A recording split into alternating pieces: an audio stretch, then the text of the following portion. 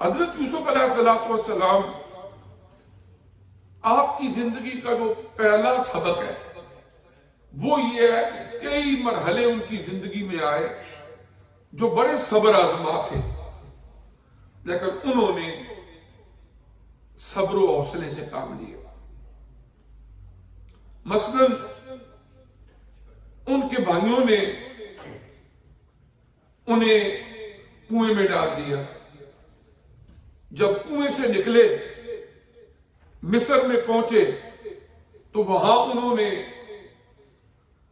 ان کو بیچنے کے لیے لگا دیا۔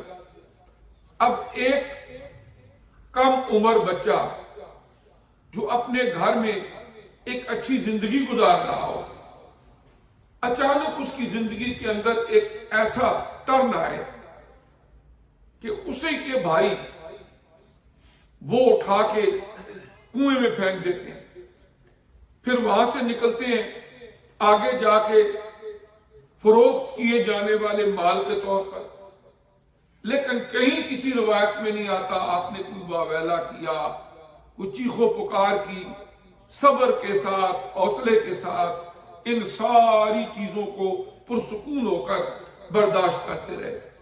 ایک جملے میں تمام مصائب کا خلاصہ حضرت یوسف علیہ السلام نے بیان کر دیا، اور یہ سورہ یوسف کی آیت نمبر 100 ہے۔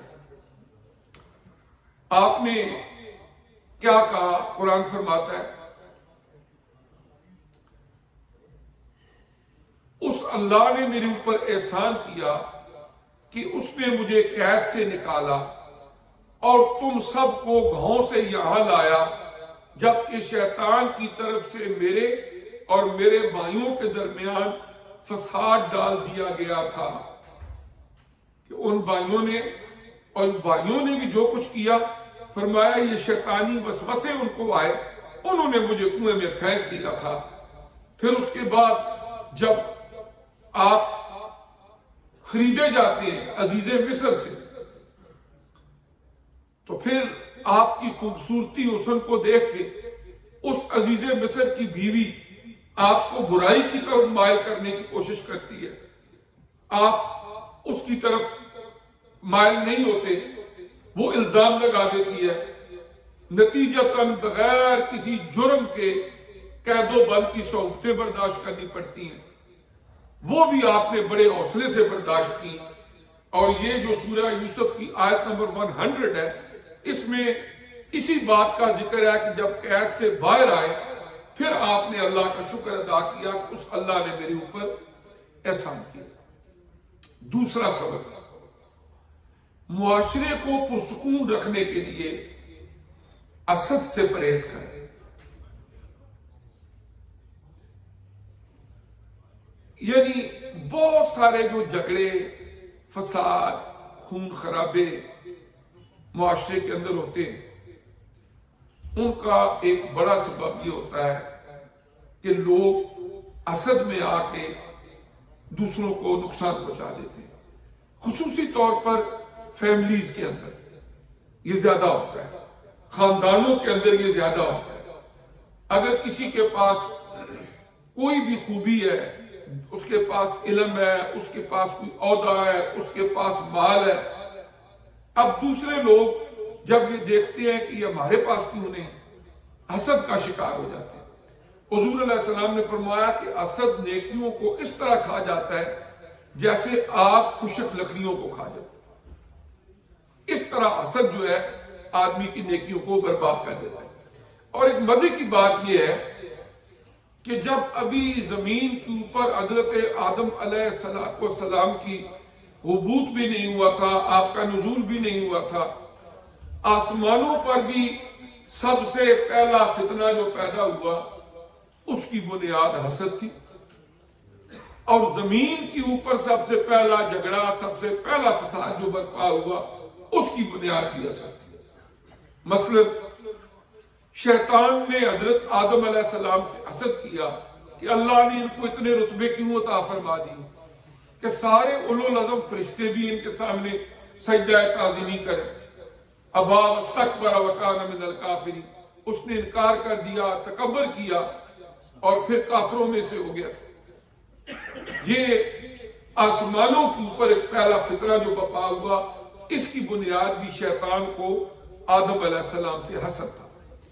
اور جب حضرت آدم علیہ السلام زمین پر آ گئے، اللہ نے آپ کو اولاد دی، 2 بیٹے عطا فرمائے جن کا واقعہ قرآن میں موجود ہے۔ ایک کا نام حابیل اور ایک کا نام قابیل۔ قابیل جو ہے وہ حابیل سے حسد کرتا تھا۔ اس زمانے میں یہ ہوتا تھا کہ اگر کسی نے صدقہ کیا، کوئی جانور ذبح کیا، رکھ دیا، دعا کی، اگر وہ قبول ہو جائے، آسمان سے ایک نور آتا تھا اور وہ اچک کے لے جاتا تھا۔ اس کا مطلب یہ ہوتا تھا کہ ان کی دعا یا ان کا صدقہ قبول ہو گیا۔ حضرت حابیل ان کا صدقہ قبول ہو جاتا، اور قابیل وہ جب دعا کرتے اس کا صدقہ قبول نہ ہوتا۔ دوسری وجہ ایک واقعہ تفسیروں کے اندر عورت کے حوالے سے بھی آتا ہے کہ وہ حضرت حابیل سے نکاح کرنا چاہتی اور قابیل حسد کرتا تھا۔ نتیجہ کیا ہوا کہ اس دنیا کے اندر، زمین کے اندر پہلا قتل جو ہوا وہ آدم علیہ السلام کے ایک بیٹے نے دوسرے بیٹے کو قتل کیا۔ قابیل نے حضرت حابیل کو قتل کر دیا۔ اب یہ پہلا موقع تھا، ایک انسان فوت ہوا ہے، اب اس کو کیا کریں؟ اس سے پہلے تو زمین پر قبر ہی کوئی نہیں تھی۔ قرآن فرماتا ہے اللہ نے ایک کوے کو بھیجا۔ یہ کوہ جو ہے کرو، یہ کوے نے آ کے انسان کو بتایا قبر کیسے کھودتے ہیں۔ قرآن پاک میں ہے کہ کوہ آیا، اس نے زمین کے اندر ٹھونگے ماری، کھدائی کی اور سمجھایا کہ اس طریقے سے مٹی کے اندر کھودو اور اس کی تدفین کرو۔ پھر اس کے بعد قبر کھود کے ان کو دفن کیا گیا۔ تو حسد جو ہے، حسد کا کیا مطلب ہوتا ہے؟ کسی کے اندر کوئی خوبی دیکھ کے، کوئی اچھائی دیکھ کے۔ ایک ہوتا ہے رشک، بندہ اللہ سے دعا کرے اللہ پاک مجھے بھی عطا کرے، اس میں جواز ہے، لیکن میرے پاس ہو یا نہ ہو اس کے پاس نہیں رہنی چاہیے۔ اس کے پاس کیوں ہے؟ یہ حسد ہے، اور یہ اندر کی ایک ایسی بیماری ہے جس نے کئی خاندان برباد کیے، کئی پہ جرم و خطا جانے لی، اور اگر کسی کی جان نہیں بھی لے گا تو کڑ کڑ کے خود ہی ڈپریشن کا شکار ہو کے نفسیاتی مریض بن جائے، حسد کرنے والا۔ تو حضرت یوسف علیہ السلام کے بھائیوں نے حسد کیا، جس کی وجہ سے ایسا ہوا۔ اور تیسرا سبق یہ ملتا ہے کہ اگر زندگی میں کوئی ایسا مرحلہ آ جائے کہ ایک طرف تھوڑی مشکلات برداشت کرنی ہے اور دوسری طرف اللہ کی نافرمانی کر کے آسانیاں پیدا کر سکتے ہیں، مشکلات برداشت کر لینا سنت یوسفی ہے۔ آپ کے لیے مشکل تھا جیلوں میں رہنا، سب کچھ تھا، لیکن اللہ کی نافرمانی کی طرف نہیں گئے۔ اس کی پاداش میں جو بھی مصیبت آئی اس کو آپ نے اختیار کر لیا۔ آخری سبق کہ حضرت یوسف علیہ السلام کے وہ بھائی جنہوں نے آپ کو کنویں میں پھینکا تھا، زمانے کی اس کروٹ ایسی لی، ایک موقع ایسا آیا کہ یہی بھائی شرمندہ ہو کے آپ کے سامنے گئے۔ جب اللہ نے یوسف علیہ السلام کو وہاں حکمرانی عطا کی، جاہ و جلال عطا کیا، عزتیں عطا کی، شرمندہ ہوئے اور گھبرا رہے تھے کہ اب سارے بدلے لیں گے، اب سارے بدلے لیں گے۔ آپ نے فرمایا لا تثریب علیکم اليوم، جاؤ میں نے تمہیں معاف کر دیا، کوئی پکڑ دکڑ انتقام میں تم سے نہیں لیتا۔ حضور علیہ السلام جب مکہ فتح ہوا، آپ تشریف لائے اور مکہ والے کانپ رہے تھے کہ 13 سال ہم نے ان پر ظلم و ستم کیے ہیں، آج پتہ نہیں یہ آ رہے ہیں فاتح بن کے ہمارا کیا حشر کریں گے، سارے بدلے لیں گے۔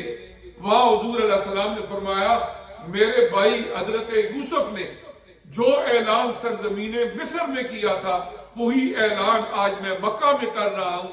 قرآن کی آیت پڑھی لا تثریب علیکم اليوم، جاؤ آج تمہارے لیے کوئی انتقام نہیں ہے۔